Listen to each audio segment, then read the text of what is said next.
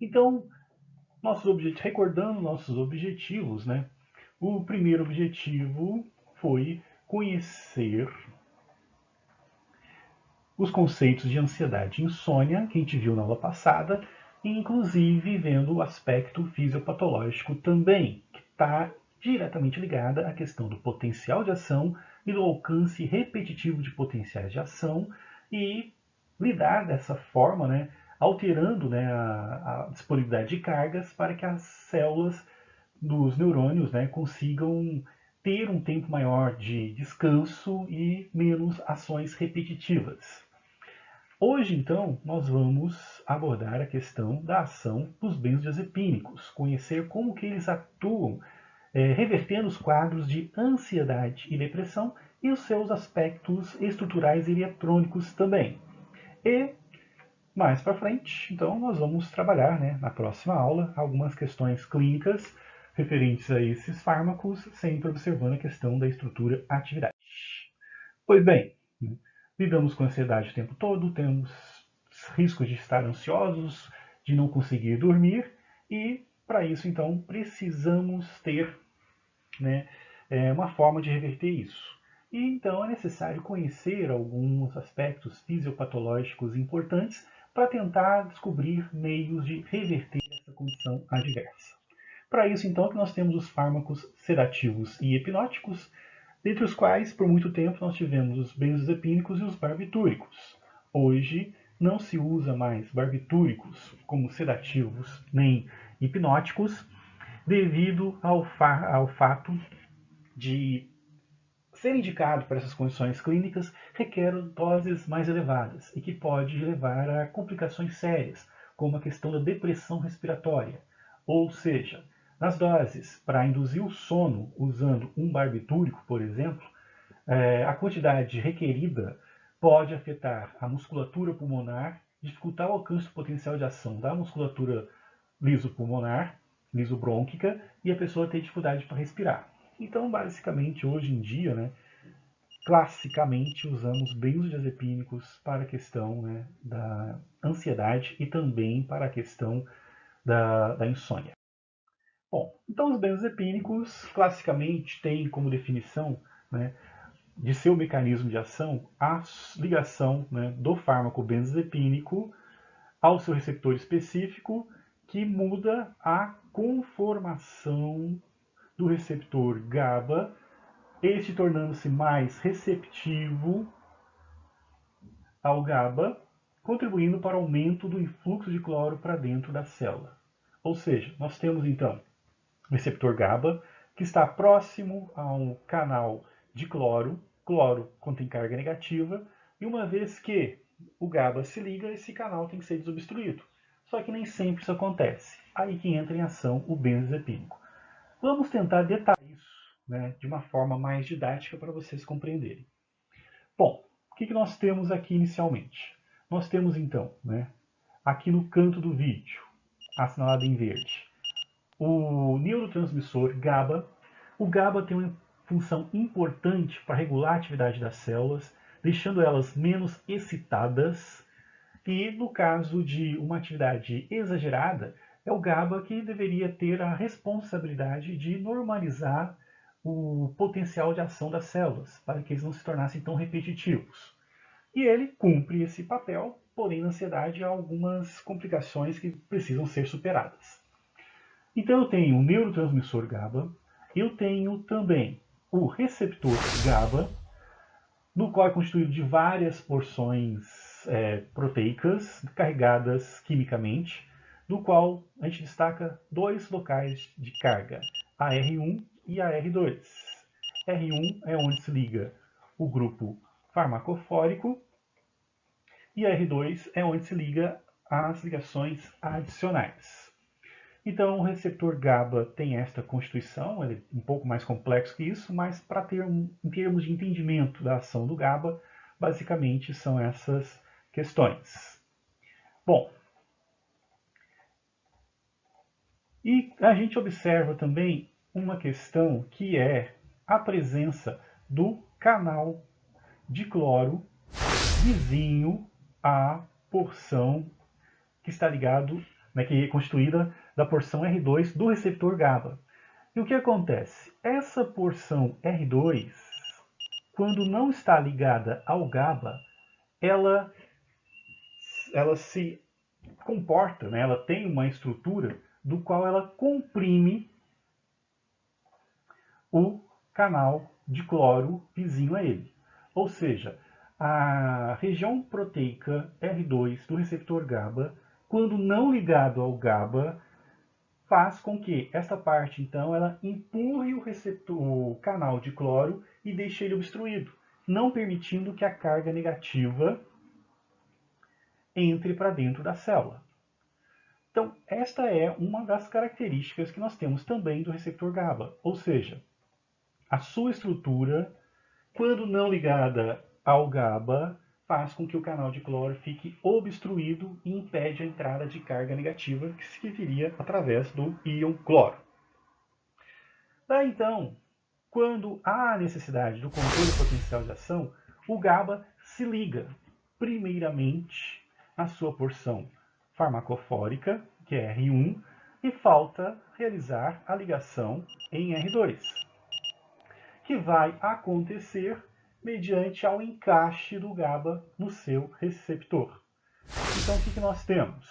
Temos, depois desse encaixe perfeito, que deve acontecer, né, as duas ligações acontecendo, sendo que a R2, para ser efetivada a ligação química, ela desloca em direção ao GABA. E quando eu tenho esse deslocamento, o que eu observo? Eu observo que o canal de cloro passa a ficar desobstruído. E desta forma, o cloro consegue então entrar. Então, o canal de cloro desobstruído permite então a entrada de carga negativa, que vai gerar um movimento de polaridade interna e vai fazer com que a célula entre em estado de repouso, voltando a ficar polarizada. Esta é a ação básica, então, do GABA. Só recapitulando, o GABA se liga ao seu receptor, uma parte farmacofórica se liga, a segunda parte há necessidade da ligação. Para isso, o encaixe tem que ser perfeito, para que a porção R2 se desloque por uma atração química até o GABA, fazendo dessa forma, então, a mudança estrutural do receptor e a desobstrução do canal de cloro. Entrando cloro, mais carga negativa, a célula volta em estado de repouso.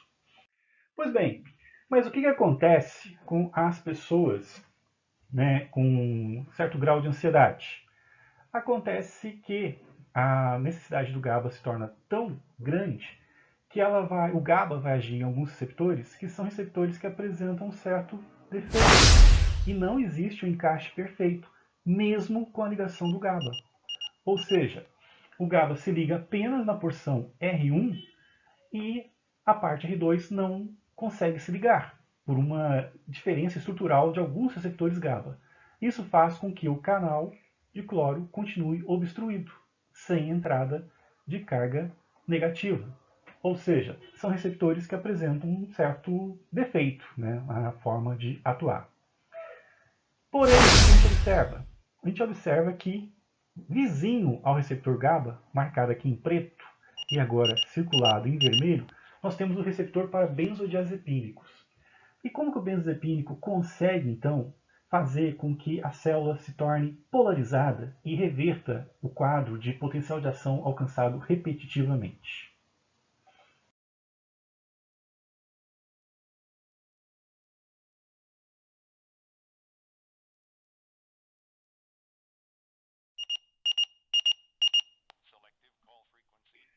Pois bem, então como o benzodiazepínico então, pode ajudar na desobstrução do canal de cloro e fazer com que a carga negativa entre, alterando o alcance repetitivo de potencial de ação? Uma vez que a pessoa ingere então um benzodiazepínico, o que vai acontecer? Ele então vai se ligar no seu receptor vizinho a R1 e vai fazer com que a parte então do R1 se desloque, se aproximando então de R2. O que acontece? Com essa então interação física, né, que acontece entre o benzodiazepínico e a porção R1 do receptor GABA, nós vamos ter um encurtamento da distância entre as porções R2 e vai facilitar a junção das duas partes. Ou seja, a interação química por aproximação se tornará mais intensa e vai permitir, então, que a mudança conformacional que se espera aconteça de fato. Isso por quê? Porque existe um deslocamento feito pela presença da molécula do benzodiazepínico que facilita esse encaixe, essa interação do GABA com seu receptor. Como resultado, nós temos o quê? Desobstrução, que só acontece porque o benzodiazepínico, né, fez esta mudança física conformacional no receptor GABA, deslocando, né, o R1 para próximo de R2, fazendo que a molécula de GABA então se encaixe perfeitamente.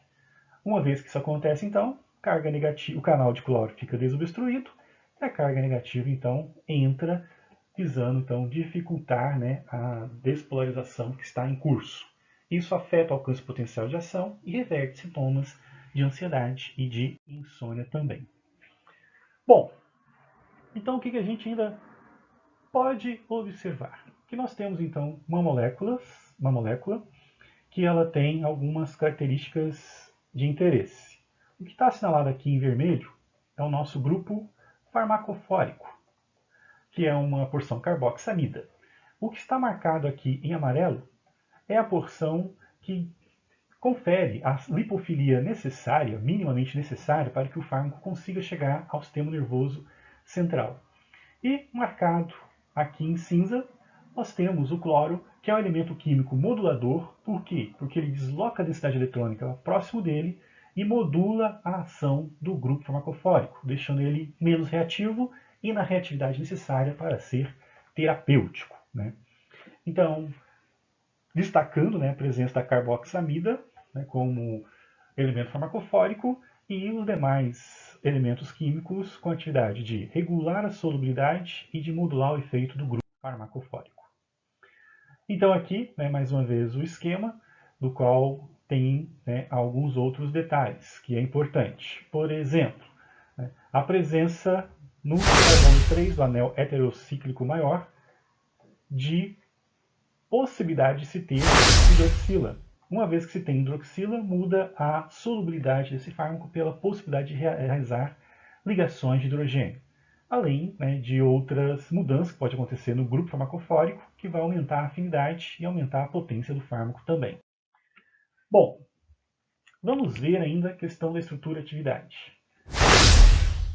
A molécula ali em questão é o diazepam, que é um dos principais representantes da classe dos benzodiazepínicos e é um composto lipofílico. Se ele é lipofílico, ele tem uma grande capacidade de atravessar a membrana lipoproteica. Isso faz com que ele tenha uma absorção rápida. Além disso, o fato de ser lipofílico faz com que ele também consiga penetrar de forma eficiente na barreira hematocefálica e chegar ao local de ação que eu desejo, que são as células do neurônio, para fazer o efeito que eu preciso. Então, para situações de ansiedade generalizada, que eu preciso de uma resposta rápida, os benzodiazepínicos lipofílicos são, né, os mais indicados, devido à sua ação rápida, que é obtida por esta característica química. Além disso, com relação à estrutura e atividade, temos o fato dos lipofílicos serem, né, convertidos em compostos hidrofílicos para sua eliminação. Isso requer o quê? Requer participação, né, do citocromo P450 em diversos tipos, né, de reações que acontecem, sendo principalmente a hidroxilação a que mais ocorre, e a formação então de compostos, né, polares, que podem ser ativos até chegar ao inativo, onde nós temos então a excreção nos rins. Então o que acontece? No caso específico do diazepam, né, ele pode passar por duas vias de metabolização até formar o composto oxazepam, que é o que é a versão mais hidrofílica e que é eliminado na urina. Ele pode sofrer uma desalquilação ou pode sofrer uma hidroxilação também. e tudo no final vai formar então, né, o oxazepam. Qual que é o detalhe importante da questão de ser lipofílico? Todos esses metabólitos ativos que são formados têm boa atividade. Então, a vantagem que se tem é que você tem um tempo de ação maior, porque você usa o fármaco e os metabólitos ainda continuam tendo atividade. A desvantagem é que, se eu tiver algum problema hepático, esse fármaco pode bioacumular. E a segunda questão é que outros fármacos que vão ser biotransformados podem levar a um processo de interação medicamentosa. Visto isto, né, nós vemos então a necessidade, então, às vezes, de ter fármacos com características químicas diferentes. E foi isso o que foi planejado, né, em termos de estrutura e atividade. Então, nós observamos aqui o diazepam, o mais lipofílico de todos, e vemos que temos outros compostos que têm, né, algumas mudanças químicas que a gente pode analisar. Vamos começar pelo oxazepam. Qual a diferença básica que a gente pode observar? Que no oxazepam nós temos hidroxila. E a hidroxila, nesse caso específico, ela faz o quê? Faz ligação de hidrogênio com a água e deixa essa molécula mais hidrofílica quando comparado com o diazepam. Fora isso, né, a restante da molécula parece semelhante, com a exceção de que, né, o diazepam apresenta um grupo metil e o oxazepam já não apresenta esse grupo metil, sendo mais disponível para entrar em ação logo. E na questão do lorazepam, o que a gente observa? Observa que, além do cloro que está presente em todas as estruturas aqui presentes, nós temos um cloro a mais. E o que isso significa? Significa, inicialmente, que a densidade eletrônica fica deslocada em direção aos cloros, e pelo fato de aqui ter um cloro a mais, fica mais fácil deste hidrogênio sair. E quanto mais fácil for para esse hidrogênio sair, mais hidrofílico ele fica, por ser mais fácil dele realizar ligações de hidrogênio com a água. Então, qual é a grande diferença do lorazepam para o oxazepam? A presença de um cloro a mais, que desloca a densidade eletrônica e faz com que o hidrogênio da hidroxila saia mais fácil, a ponto de realizar uma ligação de hidrogênio. Lembrando que esse hidrogênio não se ioniza, mas ele se desloca, né, com uma certa facilidade para realizar a ligação de hidrogênio com a água. Então nós temos aqui uma situação onde, né, o mais hidrofílico de todos é o lorazepam, o oxazepam seria um intermediário e o diazepam, no caso, o mais lipofílico. E assim é a classificação química quanto à solubilidade destes fármacos então. Lorazepam hidrofílico, oxazepam intermediário e o diazepam o mais lipofílico entre eles. Quais são as consequências disso em termos de estrutura e atividade no organismo? Vamos pegar então o lipofílico. O lipofílico, né, ele vai ter suas características, assim como o intermediário e assim também como o hidrofílico. Se a gente considerar primeiro o lipofílico, nós vamos ver que ele tem uma boa absorção, porque sendo lipofílico ele passa mais facilmente pelas membranas do intestino e é mais facilmente absorvido. Vamos ver também que ele chega mais fácil no sítio de ação, porque atravessa mais rapidamente a barreira hematoencefálica. A gente observa também que ele vai necessitar sofrer biotransformação hepática e vai formar metabólito ativo, como a gente viu no exemplo anterior, até chegar o momento que ele vai ser então eliminado. Isso confere ao fármaco então início de ação rápido, tempo de meia-vida prolongado, risco de bioacumulação, caso o fígado esteja debilitado, e risco de interação medicamentosa, se for usado concomitantemente com medicamentos que também dependem do fígado para ser metabolizado. Então essas são as características, né, principais e básicas atribuídas aos benzodiazepínicos lipofílicos. Temos então os intermediários também. No caso do intermediário, nós temos uma absorção um pouco comprometida quando comparado com os lipofílicos.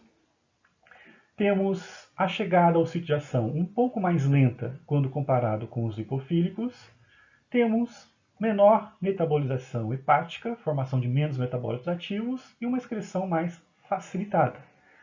Temos então, nessa condição envolvendo então o intermediário, algumas características que trazem algumas vantagens, como menor chance de interação medicamentosa, maior facilidade de excreção, não efeito residual no dia seguinte por formar menos metabólito ativo, mas também tem a desvantagem do tempo o início de ação ser mais demorado. Então, dependendo do grau de ansiedade, não seria útil.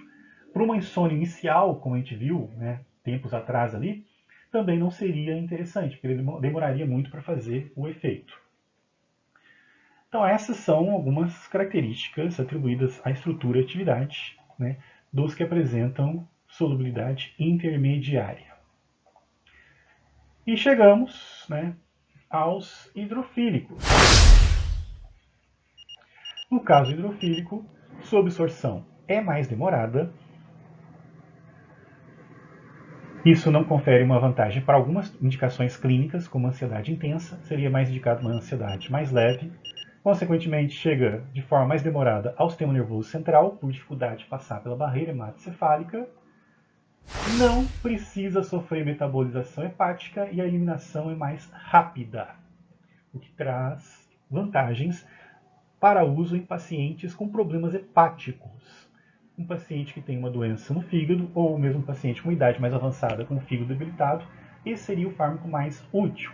E o fato de não formar metabólito ativo também traz a vantagem de não causar efeito residual no dia seguinte. Bom, no ambiente virtual tem uns exercícios a serem feitos e somente algumas dicas importantes com relação a riscos de interação medicamentosa, a questão envolvendo efeitos residuais, que pode ser devido à questão química do fármaco, além de outras situações que estão presentes aqui. Tentem fazer os exercícios e a gente vai conversando sobre eles durante a aula virtual, ok?